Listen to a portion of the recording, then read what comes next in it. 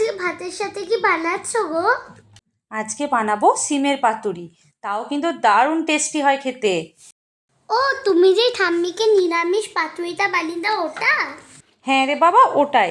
তার জন্য এখানে 250 সিম ভালোভাবে পরিষ্কার করে নিয়েছি। আর এখানে গাছের কয়েকটা কচি কুমড়ো পাতা তুলে নিয়ে এসেছি, সেটাও ভালো করে ধুয়ে নিলাম।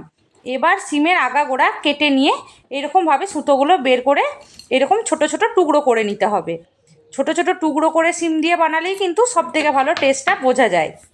এবার মশলাটা বেটে নিতে হবে। এখানে নিচ্ছি 1 চামচের মতো সাদা তিল, 1 চামচ পোস্ত আর 1 চামচ সাদা সর্ষে। এবার একটু একটু জল দিয়ে মশলাটা বেটে নেবো। শুকনো লঙ্কা বেটে নিচ্ছ তাই তো? হ্যাঁ, আজকে বাড়িতে কাঁচা লঙ্কা ছিল না, তাই আজকে আমরা শুকনো লঙ্কা দিয়ে এই রান্নাটা তৈরি করব।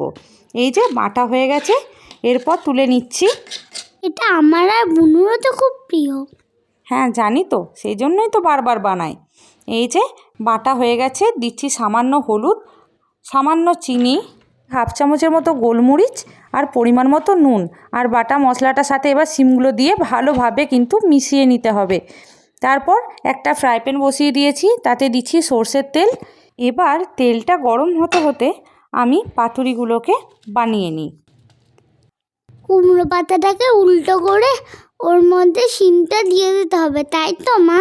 হ্যাঁ, আর ওপর থেকে একটু সর্ষের তেলও ছড়িয়ে দিতে হবে। তারপর ওপর নিচ এইভাবে মুড়ে সাইড থেকে এইভাবে কিন্তু মুড়ে নিতে হবে। মা, পাতুরিটা খুলে যাবে না? না না, একদমই না। এই তো এরকম একটা টুথপিক দিয়ে মুড়ে নিতে হবে। তারপর উল্টো করে তেলের মধ্যে দিয়ে 10 মিনিটের জন্য চাপা দিয়ে রেখে দিতে হবে।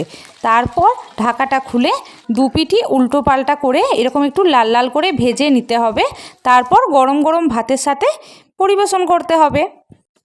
মা, দেখেই তো জিভে জল চলে আসছে। এই তো হয়ে গেছে, দিচ্ছি তো খেতে বাবা। এই তো হয়ে গেছে আমাদের আজকে সিমের পাতুরি। খেতে এত দারুণ টেস্টি হয়, আর এটা রান্না হওয়ার পর খুব সুন্দর একটা স্মেল ওঠে।